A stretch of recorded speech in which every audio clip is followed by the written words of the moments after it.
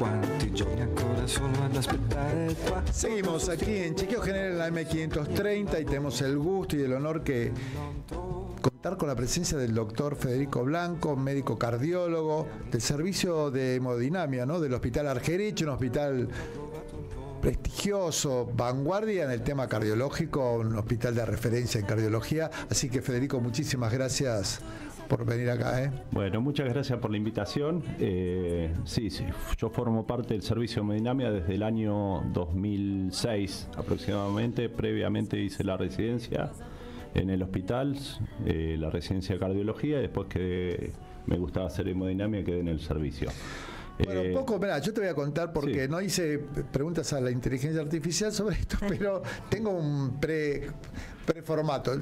Lo que quería charlar con vos, porque tengo ganas de reivindicar el hospital público también, que nos cuentes un poco del servicio de hemodinamia, que siempre fue un referente en el hospital y en la ciudad de Buenos Aires, un poco la historia, a qué se dedica hemodinamia, para que la gente sepa qué es un hospital público.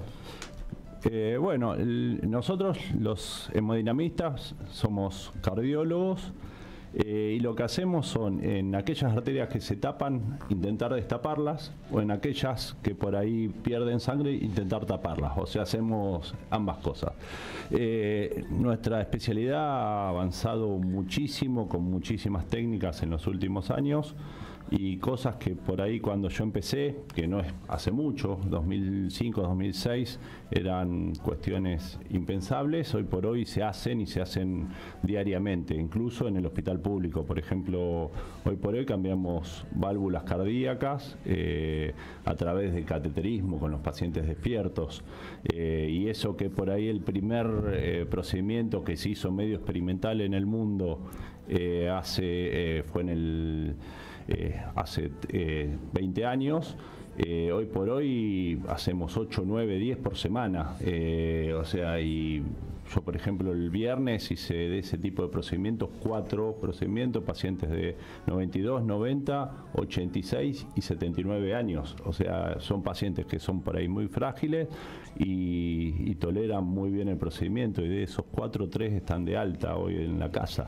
La hemodinamia ha avanzado mucho. Respecto al infarto, nuestro hospital históricamente, bueno, en ese aspecto ha sido vanguardista. No, o sea, antes que empiece yo, los médicos que estaban empezaron a hacer lo que se llama angioplastia primaria, que es destapar la arteria en el momento agudo del infarto. Por suerte, los médicos que estuvieron ahí empezaron a registrar todos desde el año... ¿Richitelli estaba en esa época? Richitelli era el jefe, sí, y bueno, estaba Jorge Schaffer, Alejandro García Escudero, Gerardo Gijena, Miguel Payaslián y Sergio Centeno. Después Payaslián pasó a ser jefe del Fernández, Sergio Centeno actualmente es el jefe del Santoyani, por ende, como la impronta que generó el Argerich se fue replicando en los otros hospitales, o sea que podemos decir todos que... hospitales públicos. Todos hospitales públicos. Y bueno, empezaron a hacer angioplastia, que es destapar las arterias en el momento agudo del infarto, interactuando obviamente con todos los hospitales, actualmente funciona una red, y eso permite obviamente mejorar mucho lo que es la sobrevida del infarto, el tratamiento y el daño que tiene el músculo cardíaco si se logra destapar la arteria en tiempo y forma. Históricamente estamos detrás de mejorar siempre los tiempos, para eso sirven los registros que llevamos haciendo. Actualmente tenemos 25 años de registro. Hicimos muchas modificaciones en los protocolos de actuación del SAME y demás, cómo tiene que ingresar el paciente, qué ambulancia lo tiene que trasladar.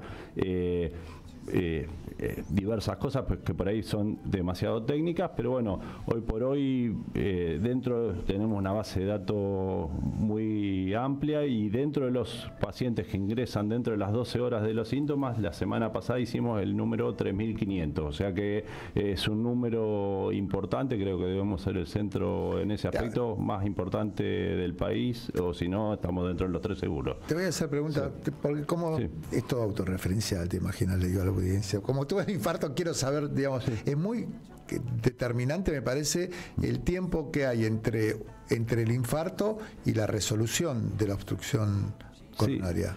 Nosotros, eso es... O te lo pregunto. No, es fundamental. Eso está, o sea, el paciente que llega generalmente dentro de la hora, si se logra destapar la arteria, si la arteria está 100% tapada, porque muchos por ahí los pacientes entran con síntomas y la arteria no está 100% tapada, entonces ese paciente tiene en general una mejor evolución. Pero de los pacientes que tienen la arteria 100% tapada, si se logra destapar esa arteria dentro de la hora, en general quedan con muy poquito daño o sin daño. O sea, esa hora es de oro. Y es muy importante en esa hora que el paciente consulte rápido, que eso lo vemos históricamente en Argentina o en nuestro ámbito de la ciudad, los pacientes consultan rápido y es importante que los médicos que lo reciban estén entrenados para hacer el diagnóstico precoz. Claro. Y el diagnóstico lo único que se necesita es un interrogatorio muy cortito y ver un electrocardiograma y saber interpretarlo. Cuando nosotros empezamos con esto, no existía el WhatsApp, no existían los teléfonos inteligentes, y fuimos acomodando los protocolos como para decir, bueno, eventualmente ante dudas, mándenos la fotito del electro, llámenos, o sea, los teléfonos, me acuerdo cuando empezaron los chicos que estaban previo a mí, tenían un teléfono que eran esas baterías grandes, que lo iban pasando uno por uno. Era como un zapatófono. Exacto, eso mismo, y lo iban pasando uno por uno porque no existía, bueno, se modificó todo, pero hoy por hoy es fundamental realizar el diagnóstico precoz y el traslado rápido. Hoy nos valemos del SAME, hay un teléfono y hay un protocolo que el hospital que recibe el paciente es el que lo traslada, porque en el medio tuvimos que modificar el sistema de traslados del SAME y demás, pero hoy por hoy los pacientes están llegando mucho más rápido, el daño es mucho menor y la sobrevida a corto plazo es mucho mayor. Está el doctor Scheffer en línea, ya lo podemos saludar. ¿Qué tal, doctor Scheffer? ¿Cómo le va? Hola. Está muteado, doctor Scheffer, ponga... Buenas noches. Hola, ahora sí. Buenas noches, ya es la noche. Nosotros entramos acá en la hora del té. Invierno. Entramos en el Tea Times. ¿Cómo le va, doctor Scheffer? ¿Bien? Bien. Bueno, le quería preguntar, le pedí a Federico, al doctor Blanco, que hiciéramos una dupla con usted para charlar sobre las situaciones del posinfarto, ¿no? Digamos, yo le digo a mi hija, que es cardióloga, colega de ustedes, le digo, ustedes los cardiólogos salvan la vida, pero a veces nos dejan con una calidad de vida media compleja. Yo que tuve un infarto, 2 infartos tuve, yo estoy muy bien, me medicaron, me salvaron la vida y estoy muy agradecido, pero después... digamos, hay una cuestión que es la cuestión emocional y las conductas que a lo mejor me llevaron al infarto, que quedé un poco en banda, digamos, o sentí eso, ahora ya lo resolví, pero ya... ¿Qué experiencia tienen ustedes con eso, ¿no? Con los factores de riesgo, porque bueno, yo no fumo, hago actividad física, la doctora Sulman dice que estoy obeso, pero estoy dentro de mi peso más o menos normal, hago actividad física de fuerza, como bien, no tomo demasiado alcohol, y sin embargo, bueno, tengo una personalidad, lo que llaman personalidad tipo A, digamos, soy muy impulsivo, muy competitivo, muy... ¿Qué podemos hacer los que tuvimos infarto para no tener otro infarto? No.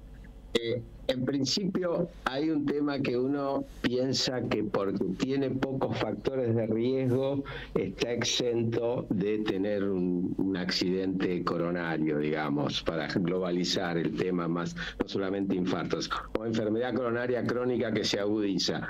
Pero los factores de riesgo se van sumando pero nunca se restan. Es decir, si uno no tiene todos los factores de riesgo, pero tiene algo de obesidad, hipertensión, prediabetes, y aunque haga ejercicio y haya dejado de fumar o no haya fumado nunca, tiene factores que tiene que modificar después del infarto para evitar que la enfermedad siga progresando, porque el infarto es solamente un momento en la enfermedad coronaria. Después la enfermedad tiene que seguir siendo tratada más allá del vaso que se desobstruye, la enfermedad es una enfermedad crónica. Entonces, uno tiene que tratar todo, desde los factores psicológicos, que son fundamentales, hasta los mínimos factores de riesgo que uno piensa que, bueno, tengo la presión un poquito alta, pero es presión nerviosa. Claro. Sí, a mí me parece, lo opino desde la ignorancia, soy médico ginecólogo y farmacólogo, digamos, no me meto en la cardiología porque ya me retan bastante en mi casa. Pero a mí me parece que lo emocional es un tema, y he leído algunas cosas que lo emocional es muy difícil, digamos, la gente que tuvo infartos, quedamos y sobrevivimos, y con buena función cardíaca, quedamos con un nivel de sensibilidad diferente a antes de tener el infarto. Yo siento que cambió mi conducta, digamos, mis emociones, no tengo habilidades emocionales como las que creía que tenía antes del infarto. Es que uno cambia todo, pero lo emocional es lo que uno siente que debe cambiar. En general, uno necesita siempre ayuda psicológica, forma parte del tratamiento como para asumir la enfermedad que uno tiene y manejarla tanto desde el punto físico como desde el punto de vista psicológico. En el hospital público, ¿hacen un seguimiento ustedes de pacientes posinfarto, por ejemplo? Sí, existen 2 consultorios específicos de pacientes posinfartos. Uno desde el área de hemodinamia, que se siguen los pacientes que se reperfunden en hemodinamia y después quedan en el hospital, y otro que una vez que pasa cierto tiempo de la angioplastia, pasa al consultorio general de coronarios crónicos, donde se siguen esos pacientes también y se manejan en consulta también con cesación tabáquica para los que necesitan y con apoyo psicológico. Claro, pues hay un tema que usted acaba de decir que a mí me movilizó. Claro, que yo, por ejemplo, digo, soy médico y tuve el infarto. Yo no asumí que era una enfermedad crónica. Yo dije, bueno, ya me pusieron 4 stent con medicación, me hicieron una angiografía de control hace poco tiempo, porque tuve un dolor X en el pecho. Y dije, bueno, ya estoy, digamos, no tomé conciencia que, como usted bien dice, digamos, realmente no lo tuve presente, que es una enfermedad crónica. Sí, el infarto es posiblemente una consecuencia de muchos factores. Eso nosotros Yo creía que ya con las estatinas, con lo que me dan para tomar y un poco el ejercicio que hago y demás, dije, bueno. No, uno cuando tiene un infarto amerita que ya se controle con un cardiólogo el resto de la vida, ¿sí? O sea, por ahí los intervalos de los controles pueden variar. Obviamente van a ser mucho más cortos en el periodo inmediatamente posinfarto, pero después tiene que tener un control periódico el resto de la vida. ¿Y de qué depende que una persona vuelva a tener otro infarto? ¿Un reinfarto después de los 6 meses, por ejemplo, o el año de haberse colocado stent? Y eso depende de múltiples factores. Obviamente que si aquel paciente que no modifique los factores de riesgo que lo llevaron a tener el infarto y tiene más chances de reinfartarse. Hay factores que son erradicables, como el tabaquismo, o sea, eso uno lo puede revertir. Hay otros que lo puede controlar, como la presión, el colesterol, la diabetes puede tener mejores controles, y la personalidad es lo más difícil, porque eso va en uno. Entonces, ahí es mucho más difícil, por ejemplo, modificar la personalidad. Uno la puede atenuar, tomarse las cosas de otra forma, pero en ese aspecto por ahí es lo más difícil de modificar. Obviamente depende de múltiples factores, y el hecho de que uno haya tenido un infarto, bueno, y haya pasado ese evento, obviamente el pronóstico depende no de las arterias que uno tenga enferma, sino de qué daño le haya quedado al músculo cardíaco. O sea, si el músculo cardíaco quedó sin daño, la sobrevida y la expectativa de vida es la misma que el resto de la población, pero uno tiene que tratar de que o sea, ver cómo está el resto de las arterias y actuar en forma de eso. ¿Qué es lo que hace que una persona... La doctora Zulman le está hablando, médica. le está preguntando. Claro, miré acá al colega que tenemos en la mesa, para los dos entonces. Sí. ¿Qué es lo que hace que una persona sin factores de riesgo, que no fuma, que no tiene colesterol alto, ni siquiera toma medicación para el colesterol, que no es diabética, que no es obesa, que no es sedentaria, no tiene nada de eso? ¿Qué es lo que hace que una persona haga un infarto y otra no? En realidad, perdóname, porque estoy pensando, ¿cuál sería la fisiopatología del infarto en esa persona? O sea, ¿qué es lo que pasa?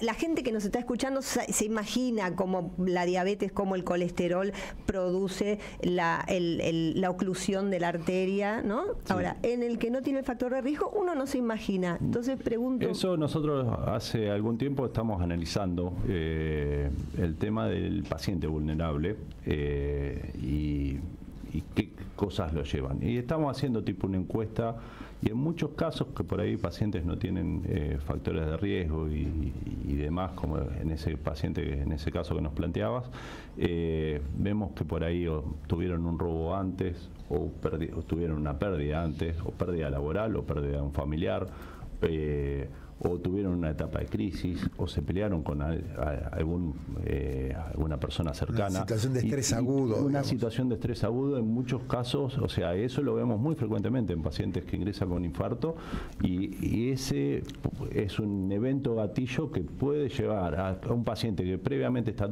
completamente sana, tener un infarto, obviamente con el 100%. Le pregunto a los dos, digamos, sí. pero ahí sería más por un vasoespasmo que por una placa ateromatosa. O sea, hay algún gatillo, o sea, el infarto se produce porque hay, o sea, una placa vulnerable se rompe, esa ruptura de placa genera que un estadio procoagulante o proinflamatorio que termina tapando la arteria y ahí está la placa, o sea, la placa está, no es solo vasoespasmo. Ok, doctor Scheffer, ¿algún...? Sí, hay un grupo de pacientes que son en general mucho más jóvenes, en donde sí hay ciertos factores, porque también el vasoespasmo provoca alteración en la placa o ruptura de una placa, es decir, para que se ocluya un vaso en algún punto se tiene que haber generado coagulación dentro del vaso, y que para que la sangre se coagule tiene que estar expuesta una parte de la arteria que normalmente no está expuesta al flujo sanguíneo, porque si no la sangre solamente se coagula cuando el vaso se rompe. Si el vaso no se rompe, la sangre sigue fluyendo. Pero hay ciertas ocasiones, especialmente en algunos casos de pacientes jóvenes, en donde aparece un síndrome que es el síndrome del infarto agudo de miocardio con coronarias sin lesiones angiográficamente significativas. En ese caso hay un factor que hoy estamos viendo mucho, que es el consumo de sustancias como generador de infarto agudo de miocardio en pacientes bastante más jóvenes de los que veíamos antes. Bueno, sí, clarísimo, digamos. Bueno, claro, el consumo, me imagino todas las psicoactivas, toda la cocaína y todos los efectos. Exacto, eso provoca de por sí espasmo, y ese espasmo termina rompiendo la arteria, digamos, como para decirlo así en palabras entendibles. La arteria se rompe el lado de adentro de la arteria y ahí la arteria se tapa. Bueno, sin haber tenido una lesión crónica ateromatosa, que es el 90 o 80% de los infartos que uno ve. ¿Y usted hay una estadística más o menos de decir, bueno, de los infartados que tuvimos, tantos hicieron un porcentaje de reinfartos? ¿Hay algo, alguien que haya estudiado? Sí, eso fue variando con el tiempo. O sea, antiguamente los medicamentos no eran los mismos que están hoy. Y existía mayor tasa, yo creo, de reinfarto, debido a que por ahí los antiagregantes no eran tan efectivos como son ahora, los stents no eran de la generación que son ahora. Hoy por hoy uno ve mucho menos restenosis y los stents uno ve que duran mucho tiempo más si el paciente cumple el tratamiento. En ese aspecto ha disminuido bastante significativamente el reinfarto. ¿Y qué perspectiva tienen como servicio de hemodinamia en un hospital público? Sí. ¿Qué perspectivas tienen? ¿Qué proyecto tienen? ¿Tienen algún proyecto así de desarrollo institucional como servicio?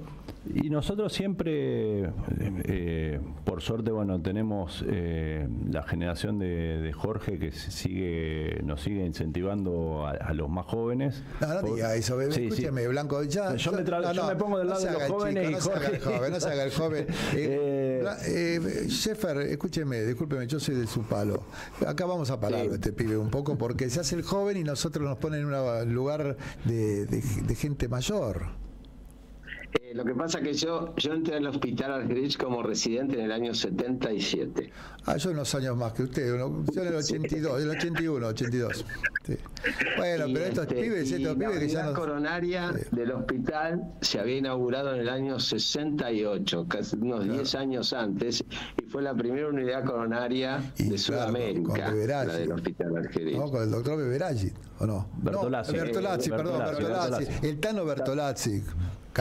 Era Cabrero, me acuerdo. Otra cosa interesante de los argentinos es que le tenemos que agradecer al doctor Palmas la invención del stent. El stent fue un invento argentino, básicamente. Antes de Palmas solamente se hacían angioplastias con balón. Impresionante. Bueno, doctor Sheffer, doctor Blanco, muchísimas gracias por haber venido, doctor Blanco, y usted presente también, doctor Sheffer. Nosotros siempre nos interesan estos temas porque son los temas que es la primera causa de muerte en el Occidente, digamos, y no hay que olvidarse de eso, y que un hospital público como el Argerich, gratuito, que la gente va y no paga, digamos, de estos servicios de primer nivel, la verdad que es un orgullo de la salud pública argentina y lo tenemos que defender y lo tenemos que cuidar. Bueno, muchas gracias a ustedes por convocarnos. No, y usted es un pibe, ¿eh? No se deje llevar por este Blanco que está diciendo que ya somos grandes nosotros, no sé qué dice. No. Bueno, muchas gracias. Sí, bueno, sí, ininterrumpidamente llevamos 25 años haciendo esto, las 7 días de la semana, las 24 horas, o sea que ante cualquier síntoma dudoso, que la persona consulte rápidamente al hospital más próximo. Y de ahí, bueno, se activa el protocolo y va a tener su tratamiento, ¿sí? Bueno, doctor Blanco, muchísimas gracias. Muchas gracias. Bueno, muy bien, hablamos con el doctor Blanco, el doctor Sheffer del Hospital Argerich, del Servicio de Hemodinamia, cardiólogos. Vamos a la tanda y vamos a ver si nos podemos comunicar con la doctora Micaela Moro o con el doctor Osipov. Y terminamos. Y hay mensajes. Hay mensajes. Vamos a la tanda. Deja tu mensaje en nuestra línea de oyentes de WhatsApp.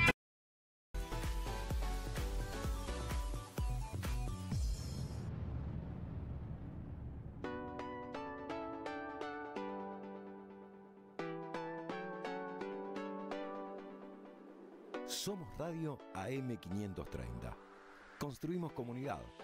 Buscamos la verdad siempre.